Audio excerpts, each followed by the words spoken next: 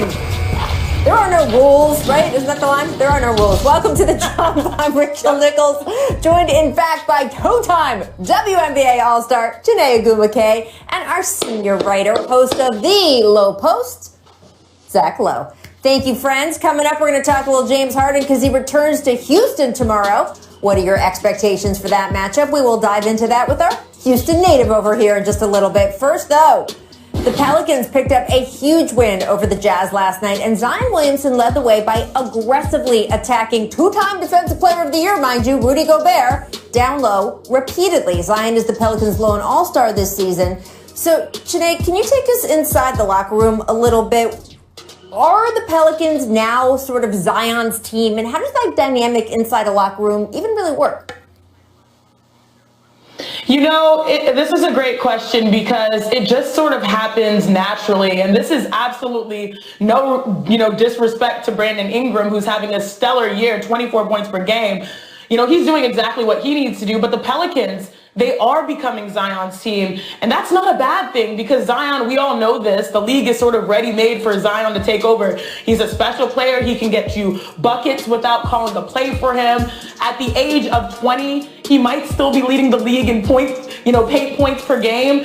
And the reason why it's becoming, Zion's team, Rachel, is because, last year, as a rookie, with a lot of new pieces, you're probably going to defer more to the veterans, especially when BI is having an all-star year. And right now, the team is settling in, building their chemistry. They're finding out their nice little passing pockets for Zion with a nice flow.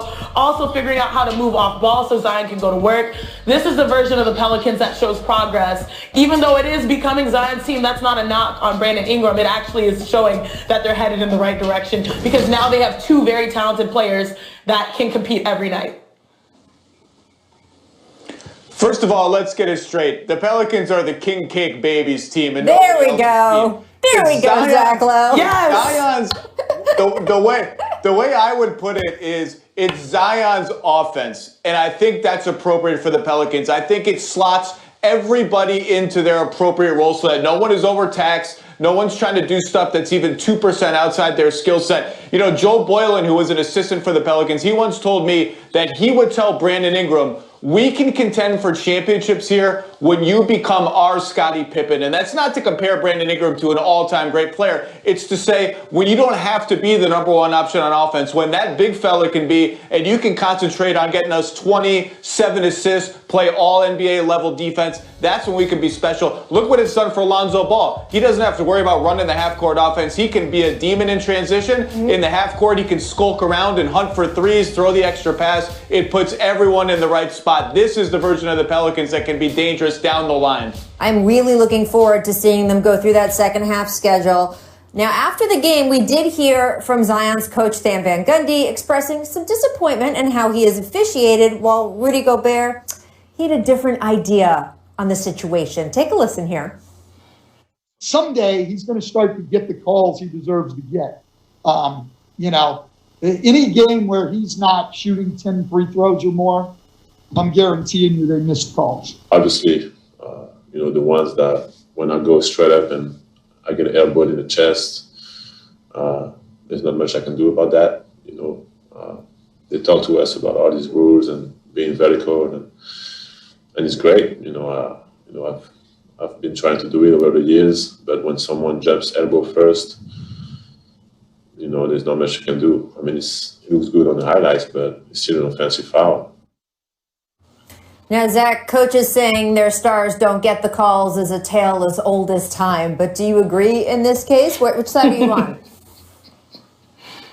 Hey, look, Zion's shooting 8 free throws a game. We're a little early in Zion's career for the refs aren't giving him enough respect kind of takes. And look, Rudy Gobert is he's right. Zion jumps into you, you fall backwards, Zion just keeps going up. But this is in the tradition of Shaq, Blake Griffin, and now Zion, these physical freaks that are hard to officiate. There's so much contact. They're so physical. It's hard to know what to do. I think 8 free throws, they should be happy with that. He's shooting 71% at the line. They should be really happy that that's going in the right direction. It's a little early for this kind of stuff, to be honest.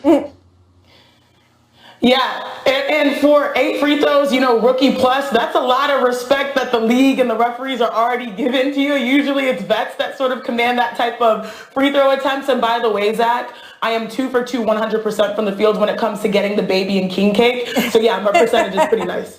Woo, that is very impressive. If you don't know how the king cake baby works at Mardi Gras time in New Orleans, I could not urge you more to go look that up on the internet. But when you go all the way to King Cake Baby Pelicans in the search bar, just be prepared because it might be a little frightening. Let's move on to James Harden. He's posting, King Cake Baby is your friend and mine, but I'm just saying, Harden posting an incredible 30 points, 15 assists, 14 rebounds to go along with, wait for it, 0 turnovers last night. No player has done that since turnovers started to be recorded in the 78 season. So here is Harden and Kyrie on their matchup tomorrow. Seen it all, been through it all, experienced it all. There's not anything that we can't power through. That's the glory of God right there. We're excited to play basketball, go back to where James had a great career. We're looking forward to the experience, looking forward to having fun. It's going to be high competitive, a lot of great players, no animosity on the court, just greatness on display.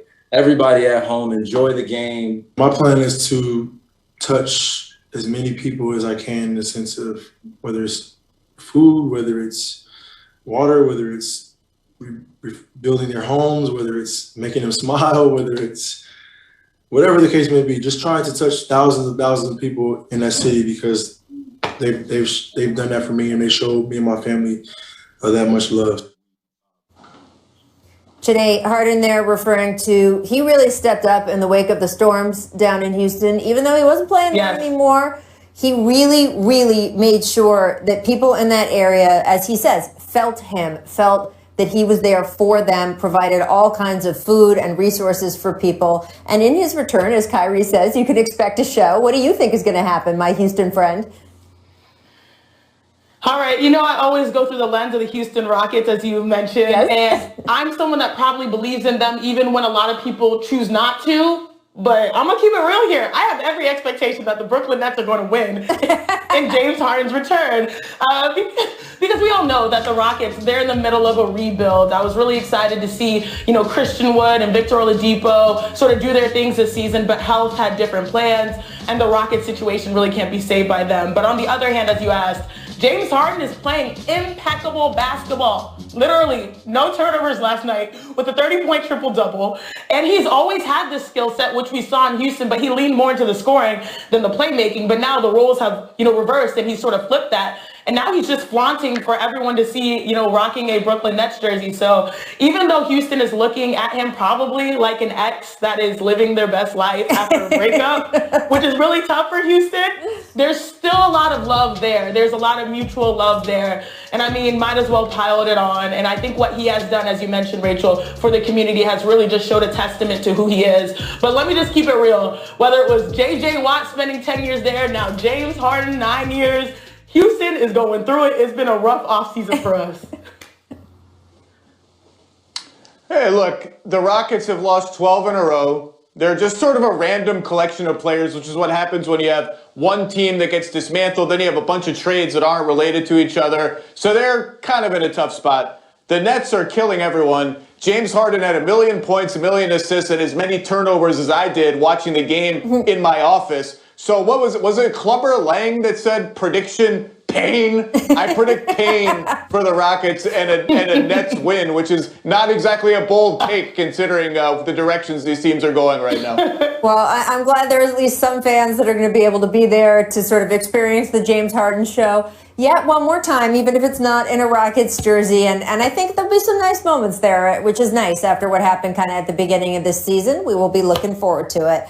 On this show, you can look forward to a little Carmelo LaMelo action. They swapped jerseys after the game last night. Does either one of them own Biden and lost? So Zach, is this a bad shot? I think the Nuggets should turn this into a bit. Just make it more and more ridiculous every time. 1-on-0, pull up for a 3, pull up from half court, pull up from behind half court. Just keep getting more and more ridiculous with just take a layup. You know what coaches say? It's always a good shot when you make it. Well, so that he is made true. it. That's the Steve Kerr thing. He said, I used to sit there and scream, bad shot at Steph Curry until it went in, and I was like, bad shot, good shot. Make clutch, Gene. Nets Spurs. Time running out. Spurs down 2. DeJounte Murray has a collision with Harden, but gathers himself to get the shot off. Sinks it to send it to overtime. Sinead, is DeJounte flying under the radar a little bit this season? He always really has been, especially, coming back from injury a couple seasons ago. But now, as a young player that is a future, star potentially as an explosive scorer from the perimeter and developing his game. Yeah, he's flying under the radar, but I'm just more impressed how he did not travel. Like, how do you keep that foot down and not travel on that play? That's crazy. It's a great point. He's not having a breakout season, but he's having a breakout season. He looks so comfortable on offense. Defensively, he's back. His arms are a menace to society. I do think when you miss as much time as he did, even a breakout but not breakout season is a very good season and something to be grateful for. All right, miss eye contact. Sticking with Nets Spurs, check out Kyrie making this ridiculous lob to DeAndre for the slam. Zach, how would you describe the fake and pass here? So a little Rajon Rondo-esque, isn't it? Peak Rajon Rondo was the king of that fake behind the back pass. Yep. The Nets are just absolutely rolling. DeAndre Jordan looks invigorated, but I'll go Rondo-esque. Yeah, very nice. I mean, the little show and go, but we rarely see it lead to a lob. Usually, they keep it and finish. Shout out to Kyrie. That's one part of his game that is extremely underrated, his passing. Absolutely. And James Harden, when he got to Brooklyn, apparently told DeAndre, I miss having someone to throw lobs to. Get ready. And apparently that extends to Kyrie, too. All right, make swishes. Carmelo Anthony scoring 29 points last night in a win over the Hornets, and his 10 makes all of them, straight swish. No rim required. Janae, how many swishes have you made in a game before? Man, I don't know. Probably like 3 or 4. This is wild. Like Hooper's that he made 10 makes, all net for all of them. All net. First of all, shout out to the analytics department for actually tracking that. That team probably has no sleep, but this is super impressive. I've never really seen someone do this in any category. Unbelievable performance by Melo, particularly in the fourth quarter. Anytime the Blazers right now without CJ McCollum and Yusuf Nurkic, anytime they win the minutes when Damian Lillard is on the bench, you're toast. They're winning the game. And last night they won those minutes because of Carmelo Anthony. Absolutely. Man, it is just so much fun watching him ball out. Let's stick with Melo. And the first time we saw him go up against LaMelo, fans of Carmelo Anthony have often argued LaMelo Ball shouldn't use the nickname Melo out of respect for the future Hall of Famer, but Carmelo seemingly squashed it. Here he is after the game. Take a listen. I think LaMelo is somebody who is going to be in this game for a long time. So the name Melo, you guys might as well continue getting used to that or stay with it. I don't get into that though. It's for me, it's a respect thing. It's an honor. For him to have that name, for him to embrace it, it's an honor, it's a blessing, it's a respect thing for me. So I embrace him. I embrace him. Very gracious there from Carmelo Anthony. And Janae, he's saying, look, it's not he's copying me, it's that he's doing it because he wants to be like Melo. Exactly, and I think that's a great point, Rach, because it's not copycat, same name, same game. Like, these guys couldn't be any more different. Yeah. LaMelo, what he's been able to do his rookie season, shooting deep threes, nice passing versus Carmelo, having that isolation game, the one dribble, lethal pull up in the mid-range. That's what his signature was. So it's not the same name, same game, which is all wants to say that LaMelo is the Melo, to just stay educated on, because I feel like I'm going to be one of those aunties saying get off my lawn if you're saying that the Melo is the next generation. I just love that, it's more so one generation giving love to another. So if they're cool with it, they can all be Melo. Just make sure we divide and conquer. You got to stay Melo, right, Zach? We got to be running.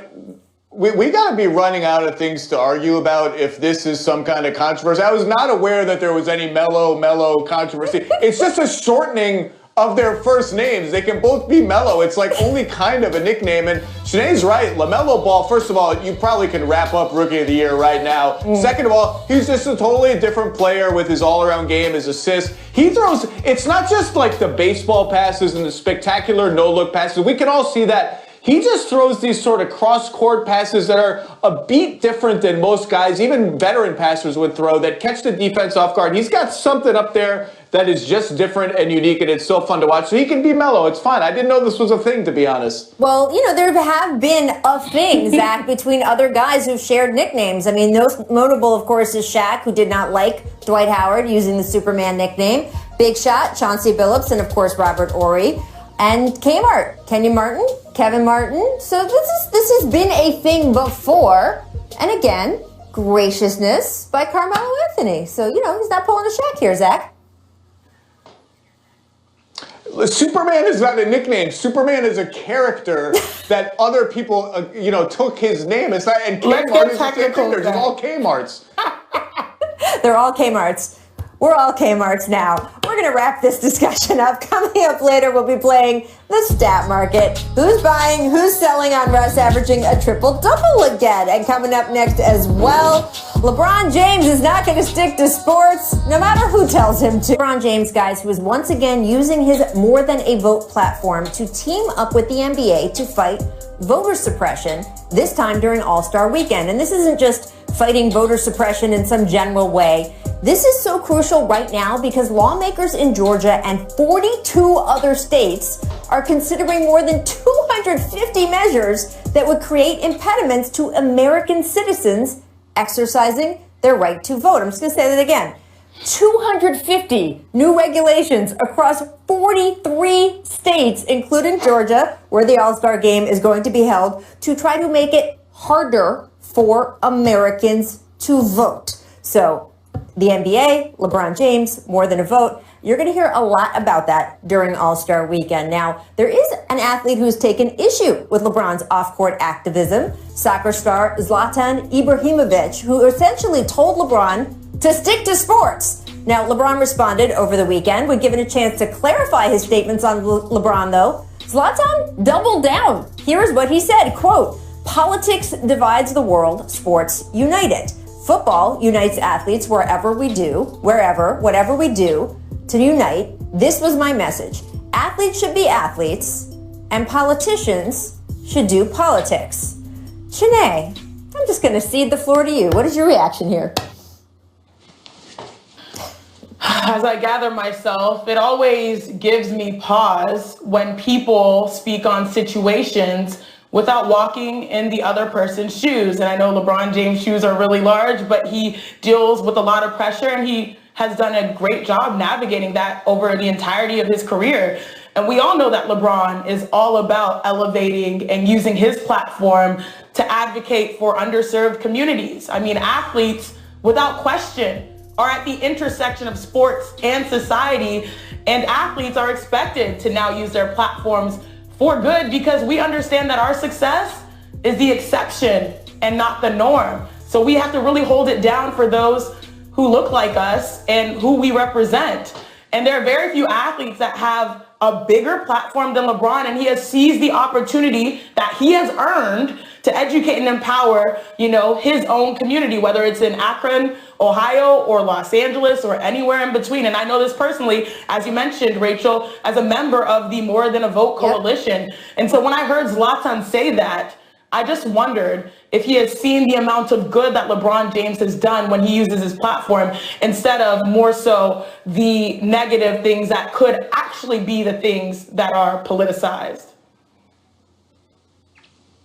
First of all, congratulations to Zlatan, because by saying this, all he's doing is amplifying LeBron's voice even more. Every time he brings this up, it's just going to put more of a focus on LeBron, give him more of a platform. And yeah, we put microphones in these athletes' faces 2-3 times a day. I hope they talk about stuff that they're passionate about and they're interested in, because we can only talk about basketball so much. It's basketball. It's throwing a round ball through a round hoop. Talk about the stuff that actually matters. And we just saw the WNBA helped change the course of history in Georgia. It's not just sort of speaking for the sake of speaking and getting your words out there. They just changed the course of history in Georgia. And I can't think of anything that should be less controversial, less of a unifying topic to talk about than people should be able to vote. So keep speaking on it, keep talking about it. And if Zlatan wants to keep criticizing it, he should keep criticizing it because all it does is make LeBron's voice even louder. It's also just so hypocritical to me. We ask athletes to be involved in their communities all the time. In the previous segment, we just talked about James Harden being involved in relief for the people of Houston after the storms and electrical outages they had there. J.J. Watt, also in Houston for years, has done all kinds of relief efforts after the hurricane, of course, so famously. We are asking athletes all the time, go to elementary schools and talk to the kids. Be involved in making the community around you better. Well, that doesn't just stop when it comes to causes you agree with, like what happens in the climate out there. It comes to everything. And if people believe that the safety of their community depends on whether it's voting rights or gun safety or any of the other issues that these athletes are asked about, they should absolutely be involved, just like they're involved in all the other things that we want them to do. So I was really happy to see LeBron clap back. And to your point, Zach, every time Zlatan claps right back, all he does is elevate the platform. You know, Hawks head coach Lloyd Pierce was also very involved in the More Than a Vote efforts. He was one of the earliest to call for arenas being used as polling places. But while he was a really positive person for the Georgia community, obviously the Hawks, not so good. Hired in 2018, Atlanta missed the playoffs in each of his 2 completed seasons. They are 10-9 right now. They've lost 11 of their last 15 games. Nate McMillan was named interim coach, and he spoke about replacing Pierce today. Take a listen. What I told our guys, and I really believe this, if you're looking to point the finger at someone or something, you need to point that finger at yourself. And, and that's all of us. Coach Pierce takes the hit for this, but we all play a part in him not being here today. We're capable of doing better. We have to do better than we've been doing and win some games. And we have that opportunity. Coach Pierce doesn't get that opportunity. And, he takes the hit for it. But that's on all of us to improve, do things better, win ball games. Well, it's nice to see Nate McMillan get another shot. Zach, what is your assessment of the coaching change in Atlanta? Well, let's see. The Hawks were bad last year. Then they made a bunch of moves. They traded for Clint Capella. They signed a bunch of people in free agency. They've gotten negative production to no production due to injuries and just not very good play from all those new guys except Clint Capella. DeAndre Hunter made a leap and then he got hurt. And we're expecting the Hawks to somehow be really good despite all of those things. Bogdan Bogdanovic is coming back very soon. I bet Lloyd Pierce would have liked to keep coaching a team when their prized offseason acquisition came back. But look, sometimes you just need a new voice. There are reports in The Athletic and other places today that the Hawks players sort of had grown tired of Lloyd Pierce's voice. Maybe that's true. He is a straight shooter. He does not pull punches in the media or privately with his players. But I got news for you. Nate McMillan doesn't either. Nate McMillan is a hard ass. He's going to coach them hard. And if they thought Lloyd Pierce was that way, Nate McMillan's going to be that way too. Sometimes you just need to make a change. I don't think this was particularly fair to Coach Pierce. I would have liked to see him coach the real team. But this stuff happens all the time. And like you said, Rachel, his impact on the community, his impact on the state of Georgia, that stuff is going to last. It's going to keep going. He's not going to stop doing those things. Yeah, this one really hurt just because, as you said, Zach, Coach Pierce was on the, forefront, the front lines advocating for the players in the league. And some of the, recent hard moments, he did a tremendous job off the court with Atlanta. But when it comes to, on the court, of course, there are a few seasons since he's been hired in 2018, they've been less than ideal. And we're also talking about a year where the New York Knicks find themselves 4th in the East. And Trae Young was not named an all-star, which sort of has a compounding effect. Plus, this is a team, as Zach mentioned, acquired a number of vets that were the hope to get this team to win. But now you're in a situation where all of those things sort of feel like an avalanche that are just, when you're losing, it just feels even worse when all of those things aren't working in your favor. So obviously we all hope that Coach Pierce gets another opportunity, since he is such an amazing advocate and brings so much invaluable presence to this league. And I would love to see what he can do with another scenario. But, the record sort of reflects itself, unfortunately, and the development of those players, I think, have to be prioritized, especially when we're seeing other teams find ways to win in unconventional fashion, which I keep bringing up the Knicks. So. Look, Lloyd Pierce, very respected among his peers. You heard that last night from other coaches around the league when they were asked about the situation. But ownership made it so clear, so clear this past offseason, even before that, and a playoff berth was expected by ownership. They felt like the time had been invested, the money had been invested, the acquisitions act, as you said. So this team not heading in that direction right now. And we know the order of things. The president of basketball operations, the GMs, they don't fire themselves, right? They fire the coach. That is the first step always in these situations. We will have to see if that indeed causes a change here, or whether there will be other larger changes up the line, because I don't think ownership's goals or expectations, those are not going to change. Janae, thank you so much, my friend, for joining us today. You are going to go off to host your radio show with Mike Golick Jr. People will be listening to that after this show. But keep it locked here for now, because coming up, the Knicks, as Janae just mentioned, currently one game above 500. Do you buy or sell them, finishing with a winning record this season? That's coming up next in another edition of the Stat Market. Now, that's, of course, the last 5 minutes of the fourth quarter and overtime, when the score is within 5 points. He's ahead of Dame and LeBron in this stat, so pretty impressive. Nick, you are a Chicago man by way of Orlando and now San Francisco. Do you buy or sell LaVine leading the league in clutch time scoring the rest of the way here? Rach, I'm buying, because the Bulls playing close games seemingly every night. Zach is an unbelievably gifted offensive player. Now, am I buying him as a max player of a title team? Not right now. But in this stat, playing at the end of the game, I think this is made for him. I'm going to buy. Not that excited about it. Like Nick said, this is a volume stat. The Bulls have played a ton of minutes in clutch situations, so he's got a ton of points. That doesn't mean he's the best clutch player. He's been quite good, but I'll buy it just because he's got a 19-point head start. That's a lot. The Bulls keep playing close games. I'm buying. He's a deserving all-star, too. Yeah, absolutely. And look, when your team has got to squeak by every night, you end up doing well on this stat. All right, let's move on, though, to Russell Westbrook. He, once again, is leading the league in triple-doubles. He's averaged a triple-double 3 times in his career. He's close to doing it again this season. Keep in mind, only Oscar Robertson has ever averaged a triple-double even once before in NBA history, before Russ came along. So, Zach, do you buy or sell a 4th career triple-double season for Russell Westbrook? I'm buying it. He's close now. He's done it 3 times. There's a lot of stats to get on that Wizards team. Like Garrison Matthews ain't getting a lot of assists for you. But I think Russ is going to pile up the numbers. And if he smells it with 5 or 10 games to go, he's going to go chase it, I think. So I'm going to buy. Go Wiz.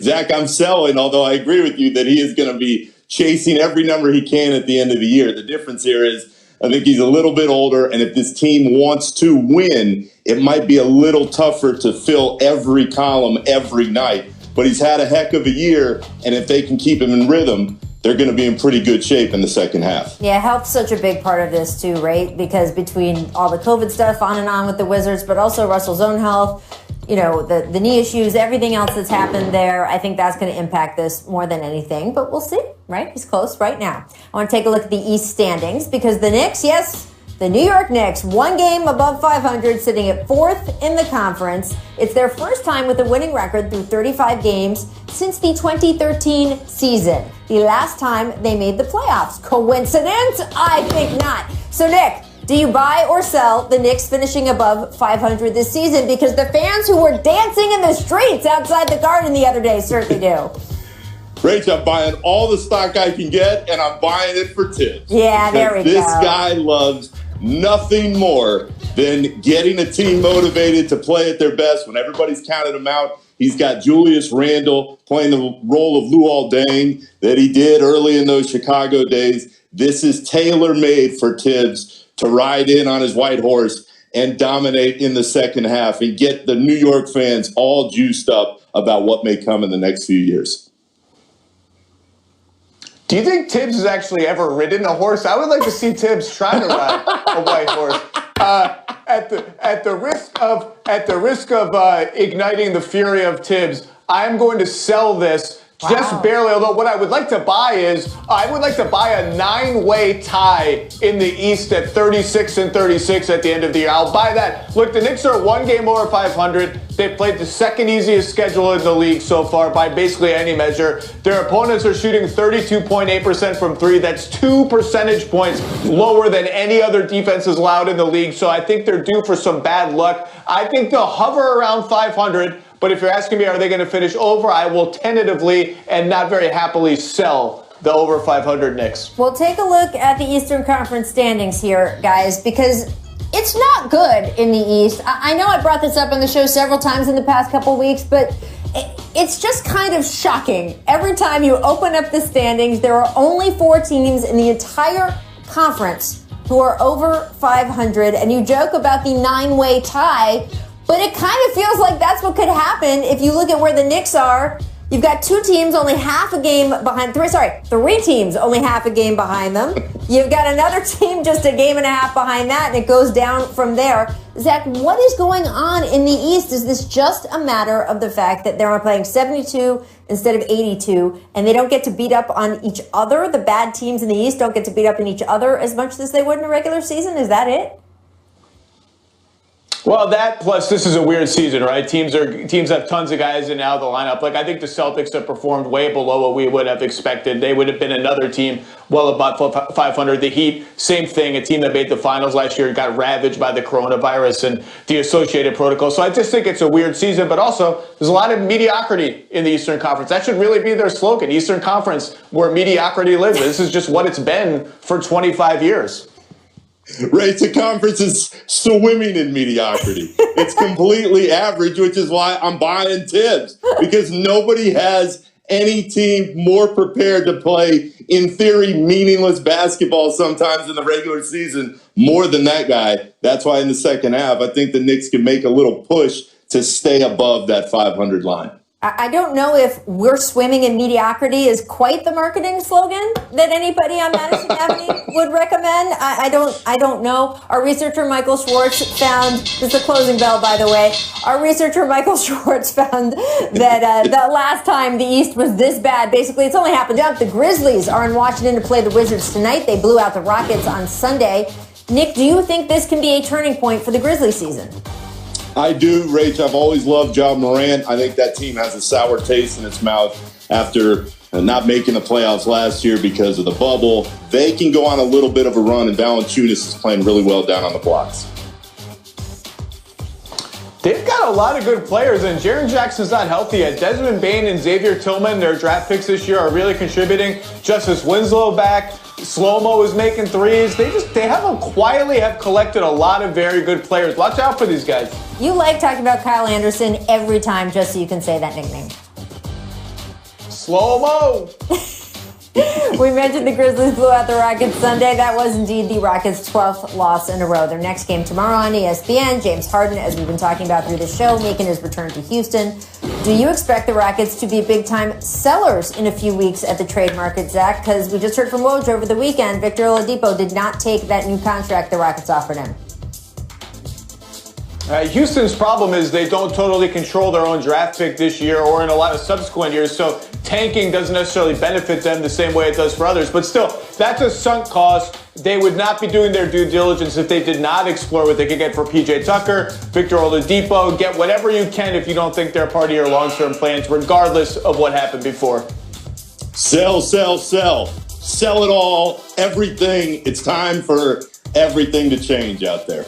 Everything must go is the Knicks slogan. I mean, look, we are at a time where there are not as many sellers because there is a play-in tournament now officially part of the deal this year. You have more teams than ever who think, well, I got a shot to be in the playoffs. And some of those teams that normally would be sellers because they were too far out of it now do have a shot to at least play their way in. And those are usually very hungry fan bases or hungry ownership, like we talked about with the Atlanta Hawks earlier in the show. So you have teams that might give up at a normal trade deadline who aren't now, which means that if you are a team that is willing to sell, the laws of supply and demand mean that you will get more for what you are willing to sell because there are less sellers out there. So if we didn't think already that Houston was going to become a seller, just looking at the larger field, that will tip you off as well. Now I want to get over to Chicago. You see that Wrigley Field sign behind our friend Nick, and one of his old-time friends, Joakim Noah, planning to retire as a Chicago Bull. Nick, what do you remember most about Noah's career with Chicago?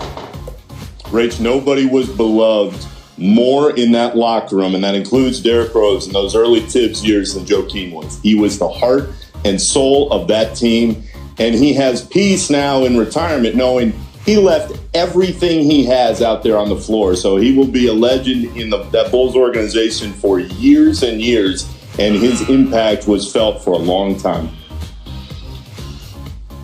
If you want to learn about Joakim Noah, you could watch one game. Game 7, Bulls-Nets in Brooklyn 2013. An overhyped, overinflated Nets team at home against a Bulls team missing Luol Deng and lots of other people. No Derrick Rose. Nate Robinson was starting at point guard. Joakim Noah had like 24, 12, 6 blocks. Absolutely willed that team, willed them to a win that they should never have been able to get on the road against a hyped-up opponent in the playoffs. One of the toughest all-time competitors, and like Nick said, beloved in Chicago for good reason. And had one of the best lines of